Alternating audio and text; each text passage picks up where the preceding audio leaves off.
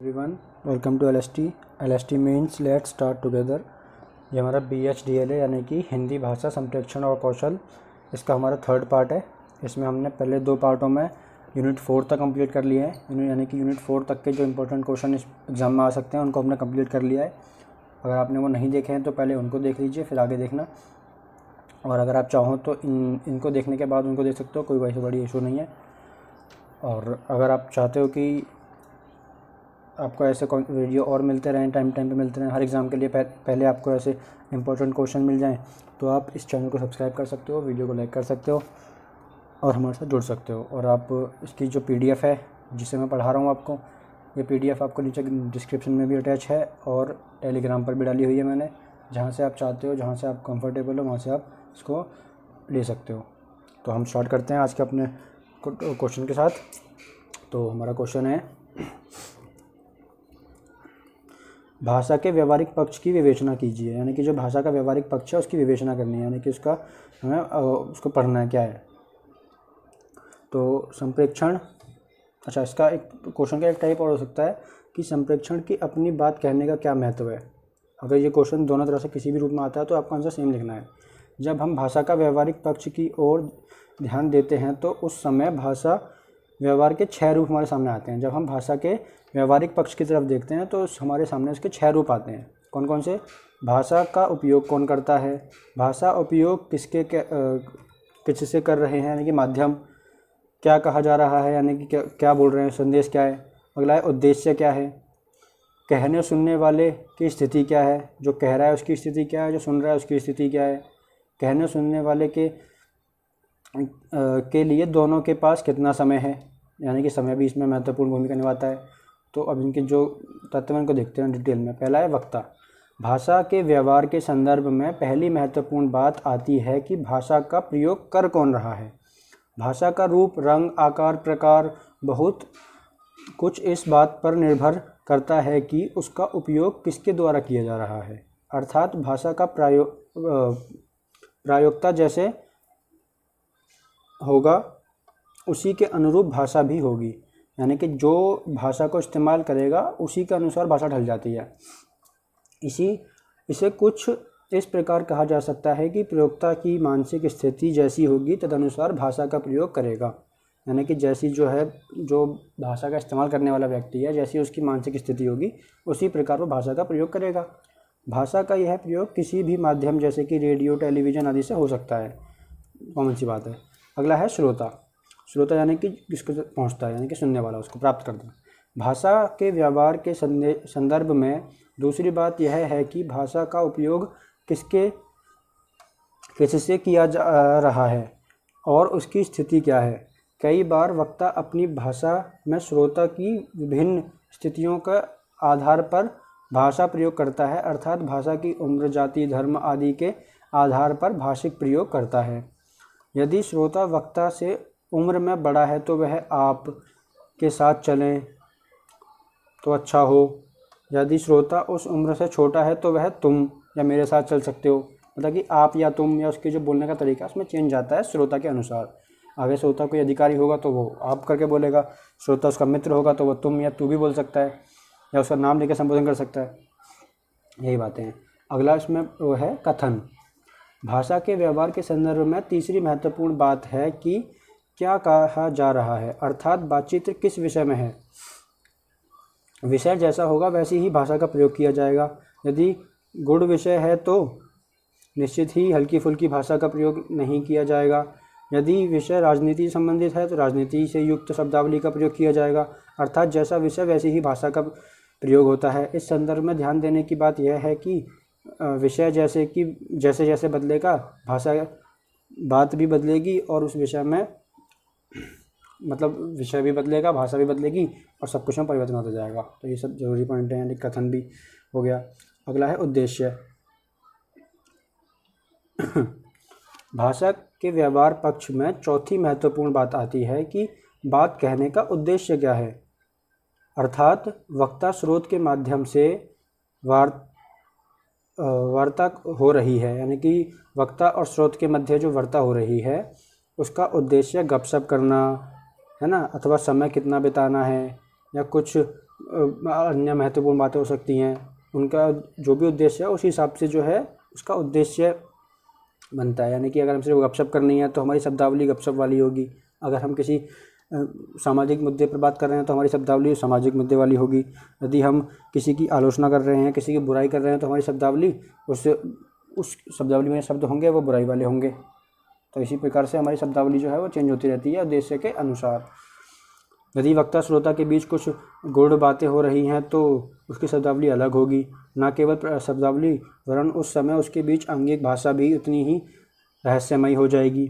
आंगिक भाषा और मौखिक भाषा दोनों मिलकर वक्ता श्रोता के बीच गंभीर वार्ता की सृष्टि कर देते हैं। यदि वक्ता श्रोता पर अपना प्रभाव जमाने की दृष्टि से बात करते हैं तो यह भाषा के भारी भरकम रूप का प्रयोग करते हैं, है ना। अब अगला आती है स्थिति। भाषा व्यवहार का पांचवा रूप है। जब भाषा का पांचवा रूप यह है कि बात कहने सुनने वाली स्थिति क्या है, अर्थात वक्ता और श्रोता की स्थिति पर भी संभाषण और के दौरान प्रयोग की जाने वाली भाषा का प्रयोग निर्भर करता है। वक्ता और श्रोता की स्थिति का निर्धारण निम्नलिखित स्थितियों पर होता है। सामाजिक स्थिति, भाषा का प्रयोग करने वाले की सोच, उसके सामाजिक संबंधों तथा उसके सामाजिक परिवेश में उद्घाटित करने में भाषा अहम भूमिका अदा करती है। भाषा का समाज संबंधित अध्ययन भाषिक कला के लिए बहुत ही उपयोगी और महत्वपूर्ण होता है। समाज के अलग अलग स्तरों, उच्च, मध्य और निम्न के अनुसार भाषा प्रयोग भी संप्रेषण के लिए अलग अलग प्रकार से भाषिक शब्दावली का प्रयोग करेंगे।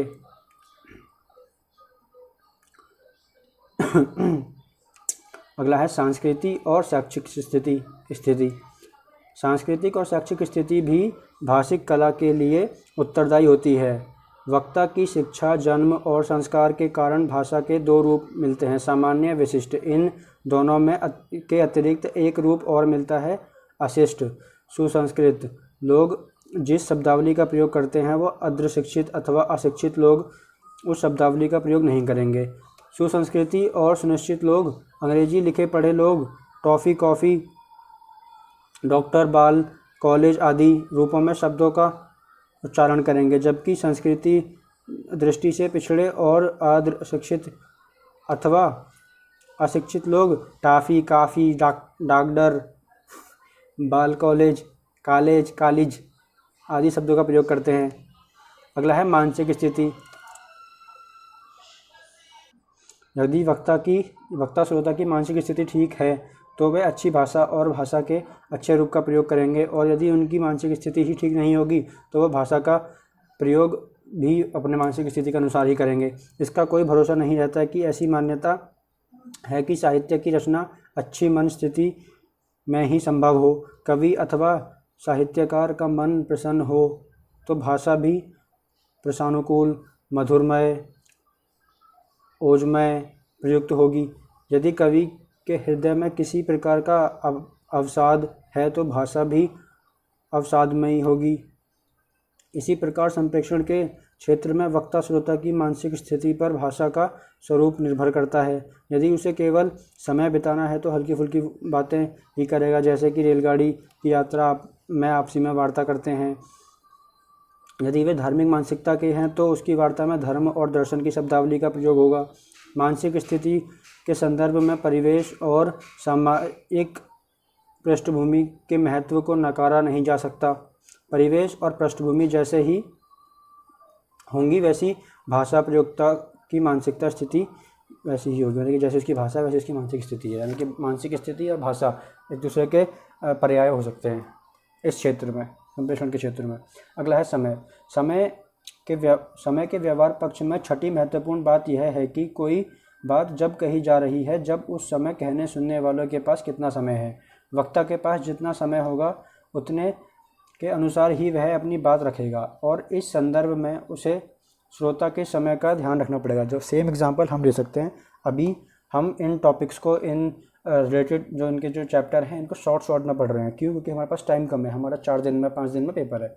अगर हमारे पास पूरा टाइम होता तो हम एक एक यूनिट को पूरा डिस्क्राइब करके पढ़ते। जो हम मैं कोशिश करूँगा कि इन एग्ज़ाम्स के बाद मैं सारे जो टॉपिक्स हैं, सारी जो बुक्स हैं, इनको पॉइंट बाय पॉइंट यानी कि यूनिट बाय यूनिट डिस्क्राइब करूँ, ना कि इंपॉर्टेंट क्वेश्चन लेके आऊँ। तो वही है, अभी मैं आपकी समय की शॉर्टेज को देखते हुए अपने आप को ढाल रहा हूँ और आपके अनुसार वीडियो बना रहा हूँ। तो वही है, समय जो है संप्रेषण में बहुत महत्वपूर्ण भूमिका निभाता है कि हमें सामने वाले का और अपना समय दोनों देखना पड़ता है। यदि हमारे पास समय कम होगा तो हम अल्पकालीन या अल्प ऐसे विषय चुनेंगे जिसमें छोटी बात करनी हो, हम ऐसे बड़े मुद्दे चुनेंगे नहीं जिसमें हमें बहुत लंबे समय तक बात करनी पड़े। यदि अगर मैं अभी भी इसका डिस्क्रिप्शन मतलब डिस्क्राइब वीडियो निकालता हूँ हर यूनिट की, तो कम से कम एक दिन में एक वीडियो आएगी, लेकिन एग्ज़ाम हमारा 4 दिन में है, 5 दिन में है, और यूनिट हमारी 13 है, तो समझना असंभव होगा एक तरह से। तो वही है, बस हमें थोड़ा समझ का फ़र्क है। अब देखते हैं आगे। यदि श्रोता के पास समय नहीं है अथवा कम समय है तो वह वक्ता की बात ध्यानपूर्वक नहीं सुनेगा। जाहिर सी बात है, अगर आपके पास कम समय है और मैं आपको कुछ अच्छी बातें बता रहा हूँ आपके टॉपिक से रिलेटेड, तो आप नहीं सुनोगे। आप क्या करोगे, जो आपके काम की चीज़ें, जो आपके टॉपिक का जो मेन पॉइंट था आपने समझ लिया कि हाँ भाई अब मैं लिख दूंगा, आप ख़त्म करो, वीडियो स्किप करो, खत्म या एंड करो, या किसी और को देखते हैं। वही बात है, नहीं सुनेगा। आता है, वक्ता को चाहिए कि श्रोता की समय सीमा का सही अंदाज़ा लगाकर उतने ही समय में काफ़ी बात कह दे। सेम चीज़ मैं कर रहा हूँ, कोशिश पूरी कर रहा हूँ, बाकी आपके ऊपर है, आपको कितनी समझ आती है। मेरी और आपकी समझ के बीच में कितना तालमेल बैठता है, ये डिपेंड करता है। वक्ता को श्रोता के ही नहीं वरन अपने समय का भी पूरा ध्यान रखना पड़ेगा। इस टाइम मेरा समय, ऐसे में जाओ। ठीक है, अगला क्वेश्चन है हमारा, संवाद की संरचना पर प्रकाश डालिए। यानी कि संवाद की संरचना जो होती है, जो उसका जो ढांचा होता है एक तरह का, उसको बताना है। संवाद की संरचना को इस प्रकार समझा जा सकता है। कैसे?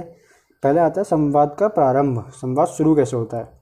जब दो दोस्त मिलते हैं तो उनके बीच बातचीत हाल पूछकर शुरू होती है। जैसे कि अरे भाई इतने दिन कहाँ थे, इतने दिन दिखाई नहीं दिए, तुम भी कहाँ मिलते हो, 2-3 बार फ़ोन किया था, हाँ कुछ बिजी था, तुम बोलो क्या हाल है तुम्हारे, ठीक है। यदि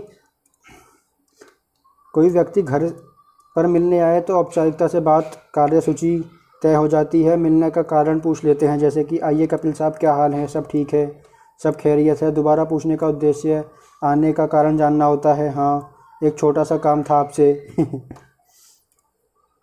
कभी कभी व्यक्ति अपने आने का कारण पूछ लेता है, जैसे कि कहिए साहब कैसे सवेरे सवेरे आना हुआ। इसके उत्तर में आगंतुकों को 2 तरह से उत्तर दे सकते हैं। जहां आने का कोई विषय प्रयोजन ना हो वहां पे कुछ नहीं, यूँ ही मिलने चला आया, आपसे कई दिनों से मुलाकात नहीं हुई थी, है ना, कपिल यूँ ही इधर गुजर रहा था तो सोचा मिलता चलूँ, है ना। और जहाँ आने का प्रयोजन होता है तो काम तो कोई ख़ास नहीं, बस इस उक्ति का उद्देश्य गंभीरता को कम करना है ना। या फिर पता नहीं कैसे कहूँ, इस उक्ति का उद्देश्य कारण गुरुत्व को रेखांकित करना है, आप ही मेरे सहायता कर सकते हैं। कुछ भी हो सकता है, आप अपने एग्जाम्पल लिख सकते हो, इसमें ये बड़ी बात नहीं है। अगला है संवाद का मध्य।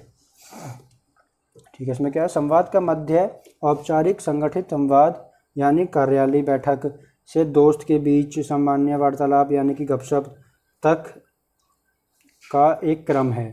इसे निम्नलिखित आरेखों से स्पष्ट किया जा सकता है। यानी कि औपचारिक संगठित है तो बैठक की कार्यवाही होगी या साक्षात्कार होगा, है ना। इसे जो है नियमितबद्ध कर सकते हैं, नियमितबद्ध ही होगा ये।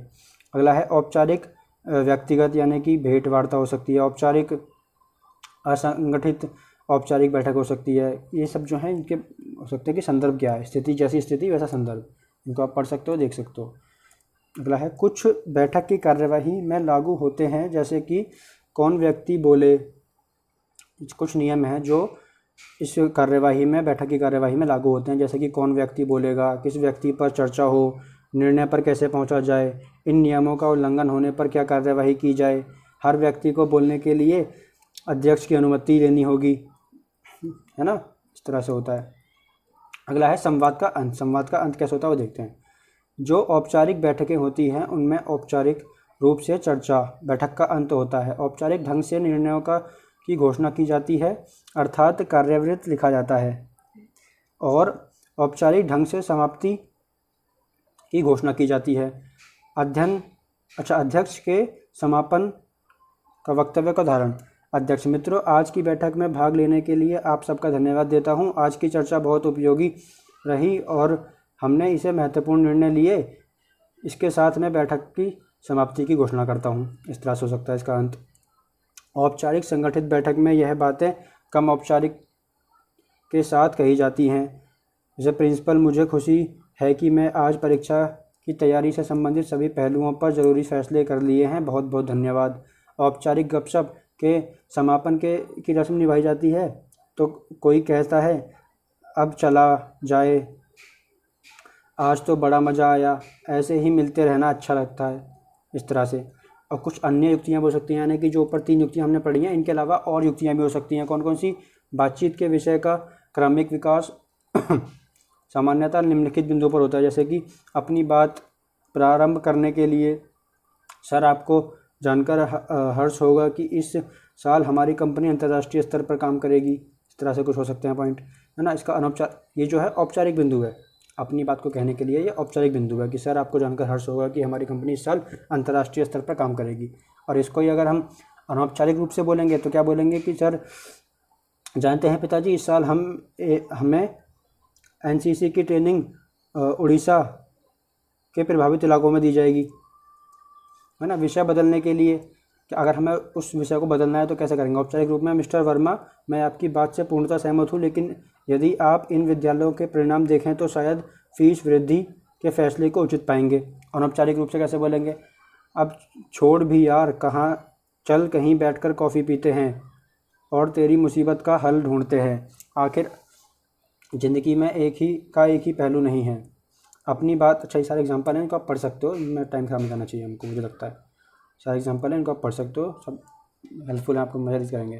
ठीक है, तो अब यहाँ से क्या है, ब्लॉक 2 आ गया है हमारा। ब्लॉक 2 में क्या है, हम इसमें सारी लिखित चीज़ें, जैसे कि पत्र लेखन हो गया, रिपोर्ट लेखन हो गया, कार्यान्वित हो गया, इन और अपनी डायरी लेखन हो गया, है ना, कथा वस्तु लिखना हो गया, इन सबको लिखते कैसे हैं उस सब के बारे में एक छोटा सा ब्रीफ वो दे रखा है इसमें, उसको पढ़ते हैं। इसमें 6 यूनिट है इसमें भी, तो देखते हैं। ये 7th यूनिट का फर्स्ट क्वेश्चन है हमारा, इसको चेक करते हैं क्या है। इसमें है पत्र लेखन का प्रयोजन क्या है, इसके प्रकार बताइए। औपचारिक पत्रों के प्रकार बताइए। पत्र लेखन ऐसी कला है जिसमें हमारे जीवन में प्राय उपयोग होता है। जहाँ बचपन में हम संबंधियों या मित्रों को पत्र लिखते हैं, वहीं बड़े होने पर यह क्षेत्र अधिक विस्तृत हो जाता है। आजकल हम कार्यालय और व्यवसाय संबंधी पत्र भी अधिक लिखने लगे हैं। छोटी अवस्था में लिखे गए पत्रों में भावुकता का अंश अधिक होता था। धीरे धीरे विचारों में प्रौढ़ता आने के साथ साथ पत्रों की भाषा और शैली निखार आने लगता है। यानी कि क्या बोल रहा है कि जब हम छोटे होते थे तो हम अपने सहपाठियों को पत्र लिखते थे, सहयोगियों को पत्र लिखते थे, अपने रिश्तेदारों को पत्र लिखते थे, लेकिन जब से हम बड़े हुए तो इसमें क्या है, विस्तार आने लगा इसके क्षेत्र में। अब क्या है, हम औपचारिक पत्र लिखते हैं अपने प्रिंसिपल को, अपने अधिकारी को, अपने एरिया के नेता को, इस तरह के पत्र लिखने लगे हैं अब हम। तो यही बोलना चाह रहा है ये। तो अब क्या है, व्यापारी एक दूसरे को अपनी व्यवसाय से संबंधित पत्र लिखते हैं। ग्राहक अनेक जानकारियां प्राप्त करने के लिए पत्र लिखते हैं। व्यापारी या दुकानदार को वस्तुओं की खरीद आदि के लिए ग्राहक पत्र लिख सकते हैं। कार्यालयीय ढांचे में अधिकारियों को, कर्मचारियों को एक दूसरे से मिलकर बात करना संभव नहीं हो पाता, इसलिए अधिकतर कार्य जो है वो पत्र की सहायता से होते हैं। इन सभी क्षेत्रों में पत्रों का प्रयोजन अलग अलग होता है, इसलिए ये पत्र अपने स्वरूप में भी एक दूसरे से भिन्न होते हैं। यानी कि पत्रों के स्वरूप होते हैं 2 तरह के। देखते हैं कौन कौन से। तो पत्र का जो औपचारिक पत्र है, यानी कि फॉर्मल लेटर, ये किसको लिखते हैं? औपचारिक पत्र किसी भी सरकारी या प्राइवेट कार्यालय या संस्था से जुड़े व्यक्तियों, अधिकारियों को लिखा जाता है। आमतौर पर ये व्यक्ति अपरिचित होते हैं। ये पत्र पूर्ण रूप से व्यावसायिक या कार्यालय या सरकारी होते हैं, यानी कि किसी पद पर जो व्यक्ति बैठा हुआ है उसको हम ये पत्र लिखते हैं। और पद यानी कि सरकारी पद, या फिर किसी संस्था का वो अध्यक्ष हो या कुछ भी हो सकता है। अब हमें मान लो एमसीडी में कुछ कार्य करवाना है, तो हम उसके पियून को तो पत्र लिखेंगे नहीं, या क्लर्क को तो लिखेंगे नहीं, हम लिखेंगे उसके अध्यक्ष को। वही बात है। यह पूर्ण रूप से व्यावसायिक या कार्यालयीय पत्र होते हैं, सरकारी पत्र होते हैं। इस तरह के पत्रों की भाषा बहुत ही सहज और शिष्टापूर्ण होनी चाहिए। पत्रों में सिर्फ काम की बात या समस्याओं के बारे में ही लिखा जाना आवश्यक है। ऐसे पत्र मुख्य रूप से स्कूल के प्रधानाचार्य, आवेदन पत्र, सरकारी विभाग में अधिकारियों को अपनी किसी समस्या से अवगत कराने हेतु, संपादक को नाम पत्र, या नगर के संबंधित किसी समस्या के लिए नगर निगम के मेयर आदि को लिखे जाते हैं। अगला आता है अनौपचारिक पत्र। ये सबसे मेन है, मेन क्या मतलब कॉमनली यही है, और अब तो कोई भी कॉमन नहीं है, अब तो ज़्यादातर सब मेल वगैरह करते हैं, ठीक है। और अनौपचारिक पत्र अपने परिवारजनों, मित्रजनों या सगे संबंधियों को लिखे जाते हैं। ये पूरी तरह से निजी या व्यक्तिगत पत्र होते हैं। इस तरह के पत्रों से आप अपनी भावनाओं या विचारों को अपनी भाषा में लिखकर प्रियजनों तक भेज सकते हैं। यानी कि इसमें कोई भाषा का वो नहीं होता है, मतलब भाषा सीमित नहीं होती है कि हमें सिर्फ औपचारिक भाषा लिखनी है। हम अपने भावों को जिस भाषा में हमारा प्राप्तकर्ता समझ सकता है उस भाषा में लिख सकते हैं, क्योंकि ये पत्र हमें अपने ही सहचर्य को भेजना है। इस तरह के पत्र खासकर हालचाल पूछने, निमंत्रण भेजने या कोई महत्वपूर्ण सूचना देने के लिए लिखे जाते हैं। इन पत्रों में शब्दों की संख्या लिखने वाले व्यक्ति और विषय के हिसाब से असीमित हो सकती है, यानी कुछ भी लिख सकते हो जो तुम्हारा मन करे। अब आते हैं अनौपचारिक पत्र जो हमारे सिलेबस में है, सिर्फ अनौपचारिक पत्र कैसे लिखना है उसके बारे में देखना है। तो इसमें है अनौपचारिक पत्र की परिधि बहुत व्यापक है, यानी कि इसका जो क्षेत्र है वो बहुत व्यापक है। इसमें अनेक रूप अथवा प्रकार संभव हैं, जिसमें से मुख्य निम्नलिखित हैं: सरकारी पत्र, व्यावसायिक पत्र, संपादक के नाम पत्र, शोक पत्र, अर्ध सरकारी पत्र, आवेदन पत्र, शिकायत पत्र, निमंत्रण पत्र, विज्ञापन पत्र, है ना, और अनुस्मरण पत्र, बधाई पत्र, शुभकामना पत्र। ये सभी एक मिनट। अगला है अनौपचारिक पत्रों की रूपरेखा को समझाइए, यानी कि जो हमारा सिलेबस है इसमें क्या है कि अनौपचारिक पत्र ही हमारे उस पाठ्यक्रम में है, इनको ही समझना है ज़्यादा हमें। तो आप समझते हैं अनौपचारिक पत्रों को क्या होते हैं। तो अनौपचारिक पत्र तब लिखे जाते हैं जब लोग या तो व्यक्तिगत रूप से बहुत परिचित नहीं होते या फिर जिनके बीच संबंध काफ़ी औपचारिक नहीं होते। औपचारिक पत्र कई तरह के होते हैं, जैसे व्यवहारिक पत्र विविध संस्थानों के प्रधान को, समाचार पत्रों के संपादक के अनुरोध या शिकायत को पत्र, आवेदन पत्र, सामान की खरीद के लिए पत्र, सरकारी पत्र। इस तरह के पत्रों कुछ इनके मुख्य उदाहरण हैं। आगे देखते हैं। अब आते हैं औपचारिक पत्र जो हैं इनका। औपचारिक पत्रों के निम्नलिखित भागों में विभाजित किया जा सकता है। जिनको पत्र लिखा जा रहा है उसका पद व पता। अच्छा, इसको जो है अब इसके ढांचे पर आते हैं कि पत्र लिखना कैसे है हमें। तो सबसे पहला पॉइंट होता है, उसमें लिखते हैं कि जिसको पत्र लिखा जा रहा है उसका पद व पता। दूसरा संबोधन, कि उसको हम संबोध कैसे करते हैं, जैसे कि प्रधानाचार्य जी, श्रीमान प्रधानाचार्य जी, इस तरह से। अगला है पत्र का मूल भाग, जिसमें यह संदेश होता है कि आप जो भेजना चाहते हैं संदेश की भिन्नता के अनुसार इस भाग की सामग्री भिन्न हो सकती है। अगला है प्रेषक का नाम व पूरा पता, ठीक है, यानी कि जो भेज रहा है उसका नाम व पूरा पता। फिर है संलग्न, ठीक है, संलग्न।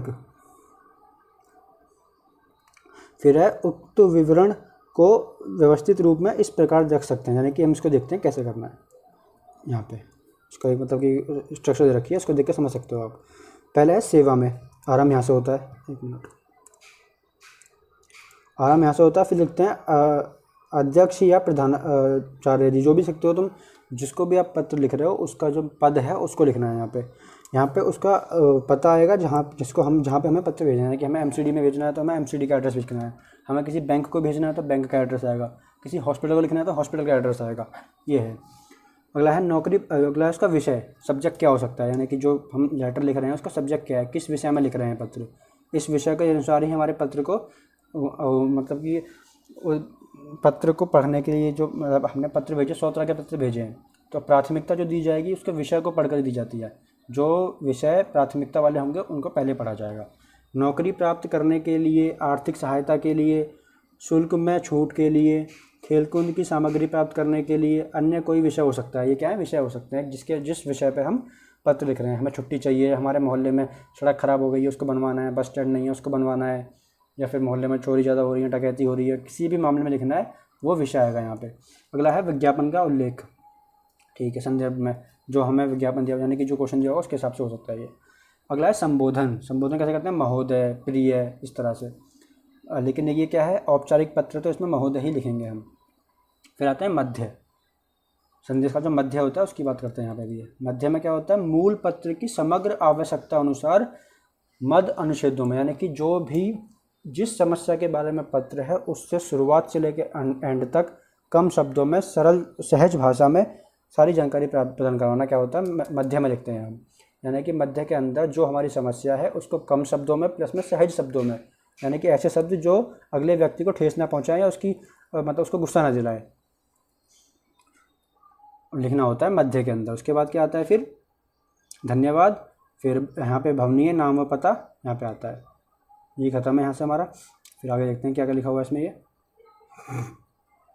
मत भेजने वाले औपचारिक पत्र के प्रारंभ में प्रेषक के अंतर्गत अपना नाम व पता लिख सकता है। भेजने वाला जो है औपचारिक पत्र के प्रारंभ में प्रेषक के अंतर्गत अपना नाम व पता भी लिख सकता है। संलग्न का मात्र वितरण आवेदन पत्र होता है, ठीक है। शेष सामग्री संख्या देकर आवेदन पत्र के साथ दिखाई दे जाती है। अगला है कभी कभी सार्वजनिक हितों के कार्यों के लिए भी विभिन्न अधिकारियों को पत्र लिखे जाते हैं, जैसे कि ग्राम सभा या पंचायत के प्रधान को, नगर पालिका या नगर निगम के अधिकारियों को, पुलिस अधिकारियों को। इन पत्रों को लिखने का उद्देश्य विभिन्न समस्याओं और संबंधित अधिकारियों का ध्यान दिलाना और उनके हल के लिए उचित कदम उठाने के लिए आग्रह करना होता है, जैसे कि बिजली पानी की व्यवस्था, सड़क का ख़राब होना, है ना, कानून व्यवस्था की स्थिति, इस तरह के उसमें, ठीक है। अब अगला क्वेश्चन आता है हमारा विशेष अच्छा, इसमें क्या है, एक पत्र का एग्जाम्पल दे रखा है हमें, ठीक है। कोई देखते हैं क्या है ये, क्या है, विशेष अनुमति के लिए आवेदन पत्र है ये। इसमें क्या लिखा है, पहले लिखा है सेवा में, फिर लिखा है प्रधानाचार्य जी, फिर स्कूल का एड्रेस लिखा है कि राजकीय महाविद्यालय भोपाल, आप जहाँ के हो वहाँ सकते हो। जो एग्ज़ाम में अगर आपको लेटर लिखवाएगा तो वो सब कुछ मेंशन करेगा कि आप इस स्कूल के हो, आपका नाम ये है, आपको ये पत्र लिखना है, इस समस्या के लिए लिखना है। अगला है निवेदन है कि मैं श्री राम भारतीय कला केंद्र दिल्ली द्वारा आयोजित संगीत प्रतियोगिता में भाग लेना चाहता हूँ। इसके लिए मुझे दिनांक 21/5/7 से 23/5/7 तक की आयोजित हो रही कार्यक्रमों में भाग लेने की अनुमति प्रदान की जाए, बस। फिर ऐसा धन्यवाद भवदीय प्रिया चौधरी, जिसका नाम है, जिसने पत्र लिखा उसका नाम आएगा यहाँ पे सब उसको आएगा, सब चीज़ें किस पद पर है वो, कहाँ पे, जो भी है। यहाँ पे डेट लिख सकते हो आप। अच्छा, डेट जो है ये ऊपर भी आती है, मतलब यहाँ पे डेट जो आप यहाँ पे भी लिख सकते हो, यहाँ आपकी इच्छा अनुसार है सब। तो अब अपने को